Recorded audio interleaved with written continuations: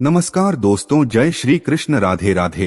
पूजा घर में 3 चीजों का रखना होता है। अशुभ धन का हो जाता है नाश, महालक्ष्मी ऐसे घर का कर देती है त्याग। इसी के साथ इस वीडियो में हम जानेंगे उन 3 विशेष चीजों के बारे में जिनका पूजा घर में होना है बेहद आवश्यक। अगर घर में सुख, समृद्धि व धन की कामना करते हैं तो ये 3 चीजें पूजा घर में होनी है जरूरी। स्वयं भगवान श्री कृष्ण ने बताया है इनके बारे में, तो पूरी जानकारी के लिए इस वीडियो को अंत तक जरूर देखिएगा। नमस्कार दोस्तों, स्वागत है आप सभी का एक बार फिर से जीत साधना पर। सच्ची श्रद्धा से कमेंट्स में जरूर लिखें हर हर महादेव, राधे राधे, जय श्री कृष्णा। प्रत्येक मनुष्य अपने घर में एक छोटा सा पूजा घर अथवा मंदिर अवश्य बनाता है, जिसके अंदर वो अपने सभी प्रिय देवी देवता तथा उनसे जुड़ी महत्वपूर्ण चीजें श्रद्धा भाव के साथ रखता है। वो अपने मंदिरों में देवी देवताओं की तस्वीरें, पूजा पाठ का सामान इत्यादि चीजों को भी रख देते हैं। परंतु हमारे शास्त्रों में मंदिर के अंदर कुछ चीजें रखना जितना फलदायक होता है, उतना ही कुछ चीजों का रखना अमंगल और अशुभ होता है। ये कुछ वस्तुएं ऐसी हैं जिनसे घर में नकारात्मकता बनी रहती है और लड़ाई झगड़े, क्लेश और नुकसान ही नुकसान होता है। आज हम जानेंगे ऐसी ही अशुभ चीजों के बारे में जिन्हें कई लोग जाने अनजाने में घर के मंदिर में रख देते हैं। दोस्तों, अगर आपके भी मंदिर में ऐसी चीजें रखी हुई हैं तो उन्हें तुरंत वहां से हटाकर किसी दूसरे स्थान पर रख दें, लेकिन पूजा घर में भूल से भी ना रखें। लोग ऐसा इसलिए करते हैं क्योंकि उन्हें लगता है कि ये चीजें धार्मिक हैं और इनकी भी पूजा की जानी चाहिए। भगवान श्री कृष्ण कहते हैं कि कलयुग में मनुष्य कुछ अशुद्ध चीजों को धार्मिक मानकर उनकी पूजा करेगा, जिसे शास्त्रों में वर्जित माना गया है। भगवान श्री कृष्ण ने इसकी भविष्यवाणी पहले ही की हुई थी कि कलयुग में मनुष्य अधार्मिक और अशुभ चीजों की भी पूजा करेगा। तो चलिए जान लेते हैं हमें हमारे पूजा घर में कौन सी चीजें रखनी चाहिए और कौन सी नहीं। दोस्तों, आगे बढ़ने से पहले आपसे रिक्वेस्ट है कि वीडियो को लाइक कर अपने दोस्तों के साथ शेयर करें, और अगर आपने अभी तक चैनल को सब्सक्राइब नहीं किया है तो सब्सक्राइब करके जरूर प्रेस कर ले। दोस्तों, सबसे पहली बात दीपक और धूपदान। दोस्तों, भारत की परंपरा मिट्टी से जुड़ी हुई है, इसीलिए मंदिर में पारंपरिक मिट्टी का दीपक अवश्य होना चाहिए।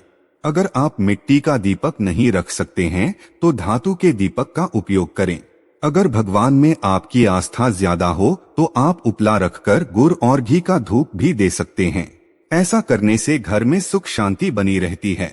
दूसरी चीज है स्वस्तिक। घर के मंदिर में स्वस्तिक अवश्य होना चाहिए, या तो आप इसे रोली से बना लें, क्योंकि स्वस्तिक आपके घर की शक्ति, सौभाग्य, समृद्धि और शुभता का प्रतीक माना जाता है। यही मुख्य कारण है कि कोई भी शुभ कार्य करने से पहले स्वस्तिक का चिन्ह अवश्य बनाया जाता है। तीसरी चीज है कलश। भगवान श्री कृष्ण कहते हैं कलश सुख और समृद्धि का प्रतीक है।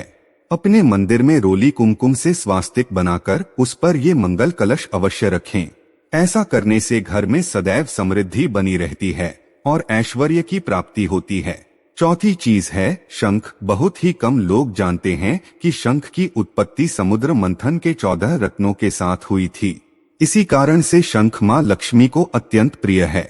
शंख की ध्वनि से सकारात्मक ऊर्जा का भी संचार होता है, इसीलिए मंदिर में शंख अवश्य होना चाहिए।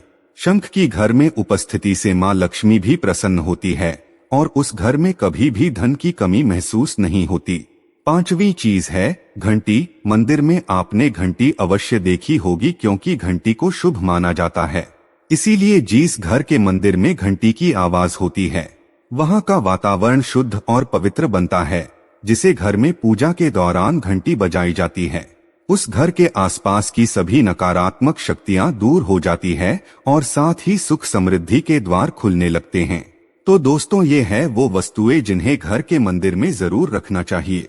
आइए अब जान लेते हैं कि घर के मंदिर में कौन सी चीजें कभी भी नहीं रखनी चाहिए। सबसे पहली बात, गणेश जी की विषम संख्या में मूर्ति। दोस्तों, पूजा घर में कभी भी गणेश जी की मूर्ति 1, 3 अथवा 5 ऐसी विषम संख्या में ना रखें। अपने मंदिर में गणेश जी की केवल 2 मूर्तियां रखें, इसे शुभ माना जाता है। अगर आप अपने मंगल की कामना करते हैं तो गणेश जी की मूर्ति मुख्य द्वार पर अंदर की तरफ मुंह करके लगा ले। कई लोग ये गलती करते हैं कि मुख्य द्वार पर गणेश जी की मूर्ति बाहर की ओर मुख करके लगा देते हैं, जिससे उन्हें काफी नुकसान का सामना करना पड़ता है।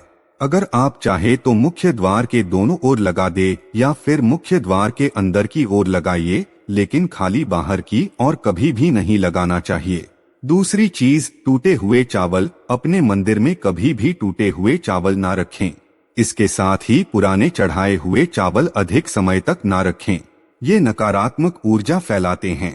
ये बात भी ध्यान रहे कि आप मंदिर में रखने वाले चावलों का इस्तेमाल हल्दी में भिगो कर ही करें, इससे अधिक शुभ परिणाम मिलेंगे। तीसरी चीज है पूर्वजों की तस्वीर। अगर आपके घर के मंदिर में अपने पूर्वजों की तस्वीर रखी हुई है तो उसे तुरंत वहां से हटा दें, क्योंकि वास्तुशास्त्र में पूजा घर में मृत परिजनों की तस्वीरें रखना अशुभ माना जाता है। इससे अशुभ परिणाम प्राप्त होते हैं। नहीं तक परिजन पूजनीय और सम्माननीय है, किंतु उनका स्थान देवताओं के बराबर नहीं है। अरे तो परिजनों की तस्वीर घर के पूजा घर में रखने से पूजा घर का वातावरण भी नकारात्मक बन जाता है, जिसका अशुभ परिणाम हमें भुगतना पड़ता है। कई लोग साधु संतों की मूर्तियां अथवा साधु संतों की तस्वीरें भी पूजा घर में रख देते हैं, लेकिन ऐसा करना अशुभ माना जाता है। अगर आप किसी साधु संत को मानते हैं तो उनकी तस्वीर दीवार पर लगा सकते हैं, लेकिन पूजा घर में भूल से भी ना रखें। भैरव जी और शनिदेव की मूर्ति। दोस्तों, घर के मंदिर में भैरव जी, शनिदेव अथवा काली माता की मूर्तियां भी नहीं रखनी चाहिए। किसी के साथ ही माता लक्ष्मी की खरी हुई मूर्ति की भी पूजन नहीं करना चाहिए।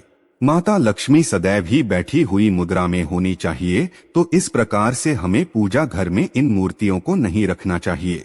आइए आप जानते हैं उन विशेष वस्तुओं के बारे में जो आपके पूजा घर में जरूर होनी चाहिए।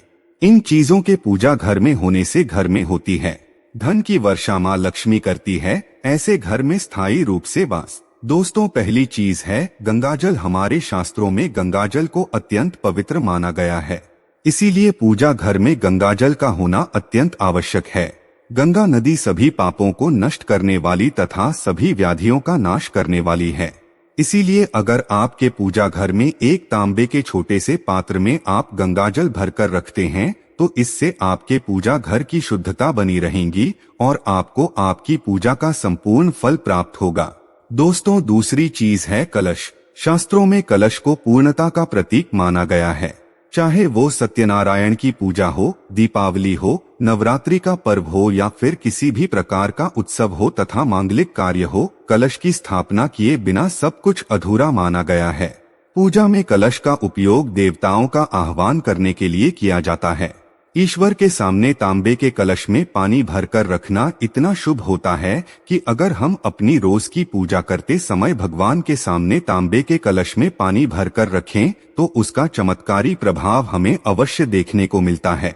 इसीलिए मुख्य रूप से तांबे के कलश का उपयोग करें।